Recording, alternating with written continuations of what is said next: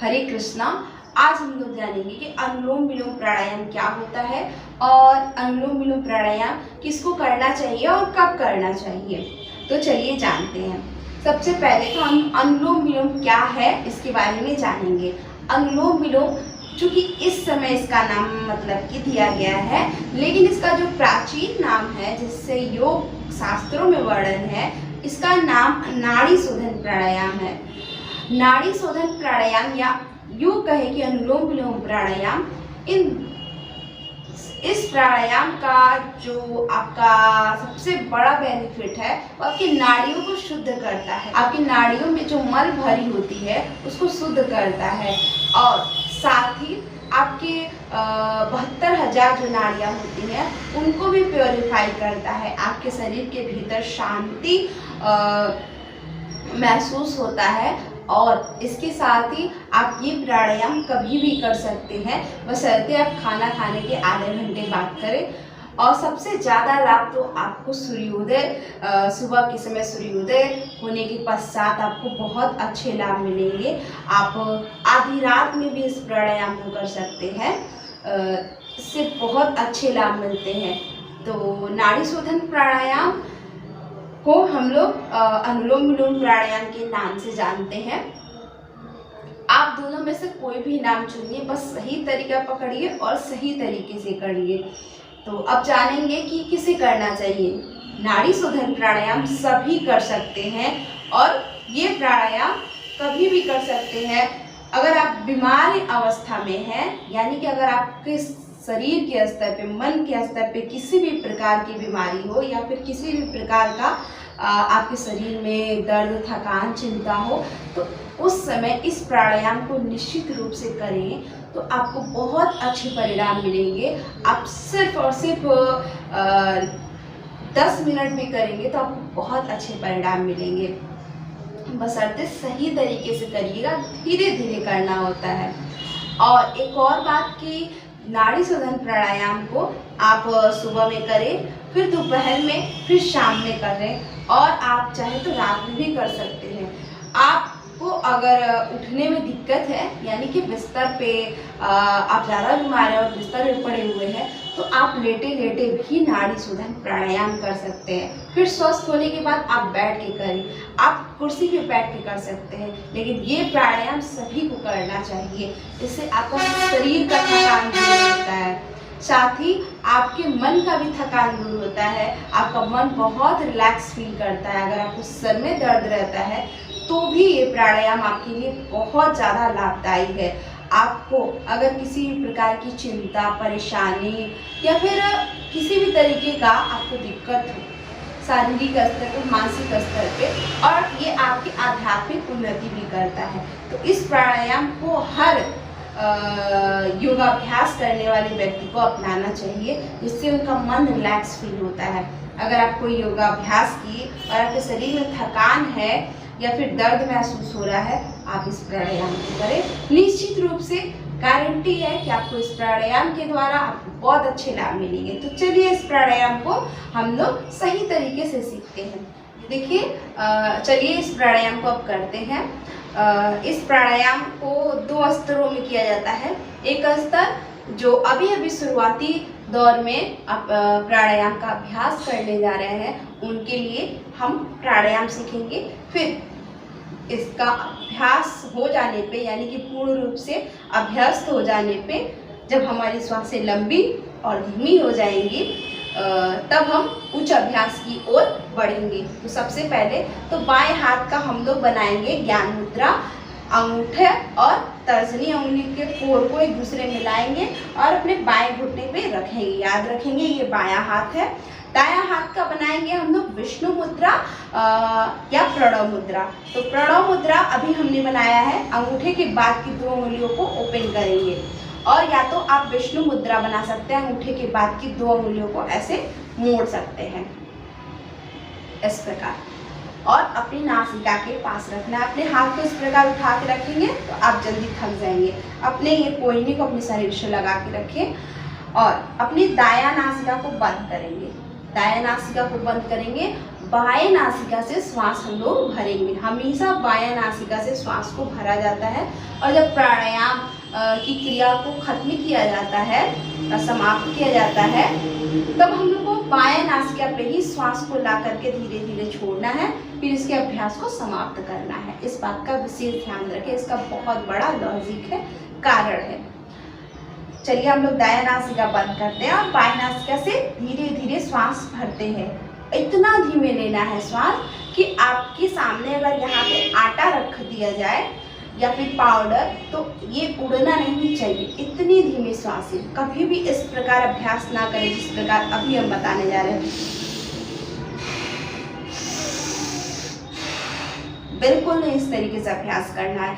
इस तरीके से जो भी अभ्यास बता रहा है वो बिल्कुल गलत तरीका है। बिल्कुल इससे कोई लाभ नहीं मिलने वाला है, बल्कि आपके भीतर वो शांति नहीं महसूस होगी। क्योंकि इस प्राणायाम की क्रिया को किस लिए किया जाता है पहले ये समझिए। कभी भी तेज दौड़ करके आपकी दिल की धड़कन को धीमा नहीं रखा जा सकता। जब आप तेज दौड़ेंगे तो आपकी हृदय गति बहुत ही तीव्र होगी ही होगी। इसी प्रकार अगर आप प्राणायाम बहुत तेज करते हैं तो आपका मन चलायमान होगा ही होगा। चले वातन चले चित्तम, यानी कि जैसे जैसे आप श्वास भरेंगे वैसे वैसे आपका मन भी चलेगा। ये एक ही सिक्के के दो पहलू हैं। इतना ध्यान रखें कि कभी भी जो क्रिया तेज बता रहा है वो बिल्कुल गलत तरीका है, वो ना करें। चलिए हम लोग करते हैं बिल्कुल धीरे धीरे। 4 काउंट करने तक श्वास भरेंगे और 8 काउंट करने तक श्वास छोड़ेंगे। ठीक, और फिर दूसरी बात है कि जिससे लेंगे उससे नहीं छोड़ना है, उसके अगली नासिका से हमें छोड़ना है। और फिर जब हम श्वास भरेंगे तो जिससे छोड़े हैं उसी नासिका से श्वास भरना है। यानी कि जिससे लिए उससे छोड़ना नहीं है, आपको अगले से छोड़ना है, लेकिन जिससे छोड़ा उसी से श्वास भरना है। चलिए इस अभ्यास को हम लोग करते हैं। हम लोग बाईं नासिका से श्वास भरेंगे। आप हाथों को इस प्रकार न करें, ऐसे करें। बाईं नासिका से श्वास भरेंगे, काउंट करने, मन ही मन काउंट करें। पहले अपने श्वास को पेट में पूरा भरेंगे धीरे धीरे, फिर अपने लंग्स में, फिर बायां नासिका पर। जैसा कि हमने बताया, दाईं नासिका से धीरे धीरे श्वास को छोड़ना है। पेट पूरा अंदर, लंग्स पूरा खाली। अब दायां से ही श्वास भरेंगे। श्वास फिर उधर में भरेंगे, लंग्स में भरेंगे। अब दायां बंद, बाएं से तक छोड़ेंगे। अब हम लोग बाएं से ही श्वास लेंगे। 1 2 3 4। अब हम लोग बाएं को बंद करेंगे और दाएं से धीरे से हम लोग छोड़ेंगे। 1 2 3 4 5 6 7 8। इसके बाद हम लोग दाएं से श्वास भरेंगे। 1 2 3 4। अब हम लोग दायां नासिका को बंद करेंगे और बाएं से श्वास छोड़ेंगे। 1 2 3 4 5 6 7 8। इस तरीके से अपने अभ्यास को कम से कम 10 मिनट तक जारी रखेंगे। करना होगा तो बाईं नासिका पर ला करके छोड़ना होगा।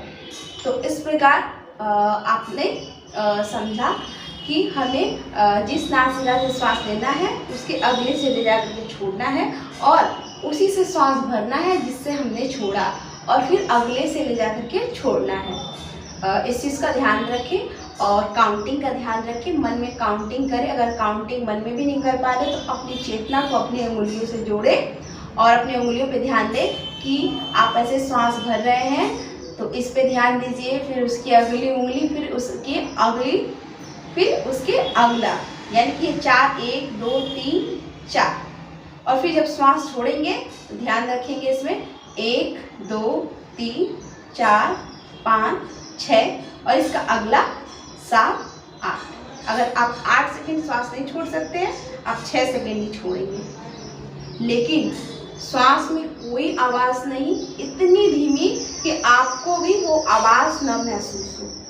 आप अगले को छोड़िए, आपको वो आवाज़ न महसूस हो, इतना धीमे होना चाहिए। अगर आपको इस प्राणायाम का पूरा लाभ चाहिए तो इस प्रकार ज़रूर करें। ये यौगिक जो क्रियाएं हैं, यौगिक अभ्यास है, ये पूर्ण रूप से प्रैक्टिकल है। ये ऐसा नहीं है कि उन्होंने ऐसा कहा, इन्होंने ऐसा कहा, ये दोनों अलग अलग मत थी, बिल्कुल नहीं है। आप दोनों के अभ्यास को, दोनों जैसे कर रहे हैं उनके अभ्यास को अपने जीवन में अपनाइए, प्रैक्टिकल करिए, फिर जो बेहतर है, सबसे जो बेहतर परिणाम मिल रहा है उसे आप अपने जीवन में अप्लाई करिए। वही योग कहता है, अपने आप को साधिए। दूसरे क्या कह रहे हैं उनकी सुनिए, करिए, फिर देखिए उसका रिजल्ट। जिसका रिजल्ट सबसे बेहतर होगा वो अपने जीवन में अपनाइए। अब हम इस प्राणायाम को करने के बाद, यानी कि इस प्रकार जो अभी प्राणायाम बताया, इसका 10 मिनट तक अभ्यास करें शुरू में, और फिर धीरे धीरे समय को बढ़ाएं 15 मिनट। और इसका अभ्यास शुरुआती दौर में करें 2 महीने 3 महीने। इसके बाद जो उच्च अभ्यास है, उच्च अभ्यास के लिए हम तैयार होंगे। ये किसी को भी अगर किसी तरीके की बीमारी हो, परेशानी हो, पेट में किसी भी प्रकार का ऑपरेशन हुआ हो, या फिर प्रेगनेंसी हो, या फिर आपको शरीर में किसी भी प्रकार के लंग्स में प्रॉब्लम हो जिससे कि आपको श्वास रोकने में ना कठिनाई महसूस होती हो, तो बिल्कुल इस तरीके से प्राणायाम ना करें। जो अभी बताए हैं उसी क्रिया को बस करिए, क्योंकि श्वास रोकने की जो क्रिया है वो हर कोई नहीं कर सकता है। जो मतलब कि थोड़े लाभ के लिए करना चाहते हैं तो वो इससे पहले जो प्राणायाम बताए हैं वही करिए, वो सभी योग साधकों के लिए। लेकिन ये उच्च अभ्यास जो है, जो अपने शरीर को साधना चाहता है, जिसको आध्यात्मिक उन्नति चाहिए, साथ साथ शारीरिक स्वास्थ्य, मानसिक स्वास्थ्य और बेहतर चाहिए, उनको ये अभ्यास करना। और वास्तव में ये प्राणायाम जो अभी करने जा रहे हैं नाड़ी शोधन प्राणायाम है, और यही तरीका होता है। लेकिन इसका सरल तरीका इस प्रकार बनाया गया शुरुआती योगाभ्यासियों के लिए। तो चलिए अब थोड़ा उच्च अभ्यास हम करते हैं। इसमें करना क्या है, हमें श्वास लेने में जो समय लगाना है 4 सेकेंड का, उसका 4 गुना समय श्वास रोकना है। यानी कि 4 गुणे 4, 4 चौको 16 सेकेंड हमें श्वास को रोकना है, और 4 गुणे 2 यानी कि 8 सेकेंड श्वास को छोड़ने में लगाना है।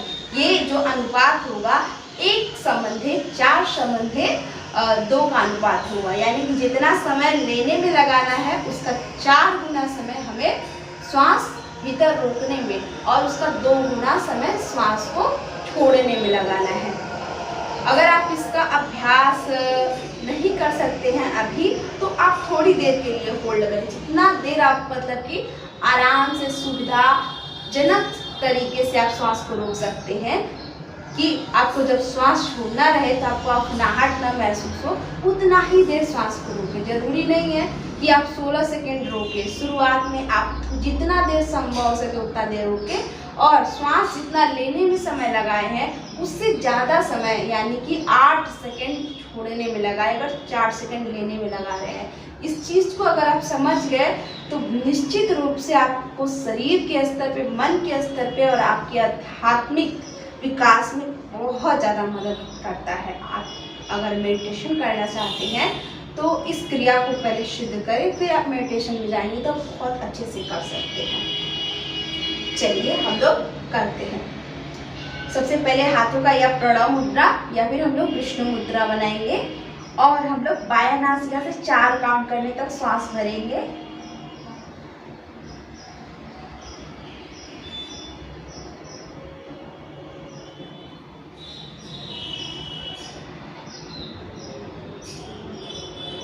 दोनों नासिका बंद करेंगे, थोड़ी देर श्वास को रोकेंगे।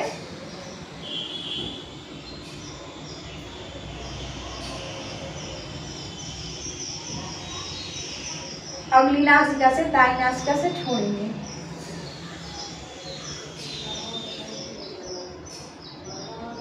पेट को पूरा अंदर की तरफ खींचेंगे, फिर उसी से श्वास 4 सेकंड लेने में लगाएंगे।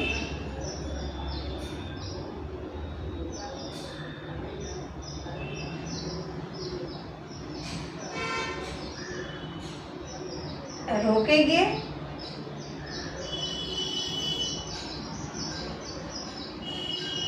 इतना ही रोकना है कि आपको कपड़ाहट ना फील हो। छोड़ेंगे बाएं नासिका से,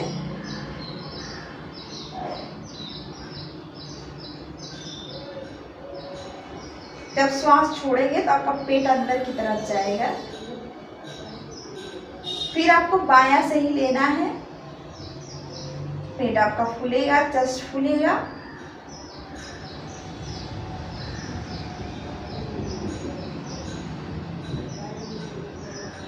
दोनों नासिका पर रोकेंगे,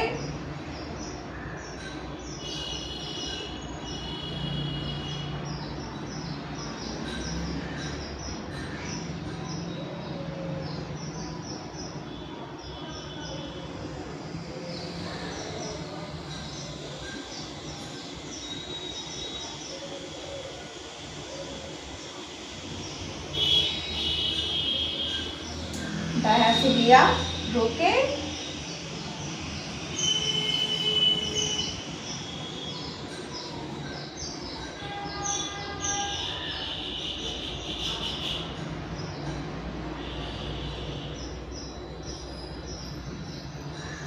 बाएं से छोड़ के अपने अभ्यास को समाप्त करें। इस प्रकार से अगर आप नाड़ी शोधन प्राणायाम करते हैं, सिर्फ आप 3 राउंड करते हैं, तो आप बहुत अच्छे आपको परिणाम मिलेंगे। और एक चक्र आपका कब पूरा होता है? जब आप बाएं नासिका से श्वास लेते हैं, दायां से छोड़ते हैं, फिर दाएं से लेते हैं और बाएं से छोड़ते हैं। ये आपका एक चक्र पूरा होता है। गिन के आप शुरुआत में कम से कम 5 चक्र करें, फिर धीरे धीरे 10 चक्र इसका बढ़ाएं, बहुत अच्छे परिणाम मिलेंगे। और अगर आगे प्रश्न हो तो आप निश्चित रूप से पूछें और इसका अभ्यास निश्चित रूप से अपने जीवन में शामिल करें और इसके प्राणायाम करने की सही तरीके को जरूर अपने जीवन में अपनाएं। इसी के साथ मैं अपनी वाणी को विराम देती हूँ। हरे कृष्णा, हरि बोल।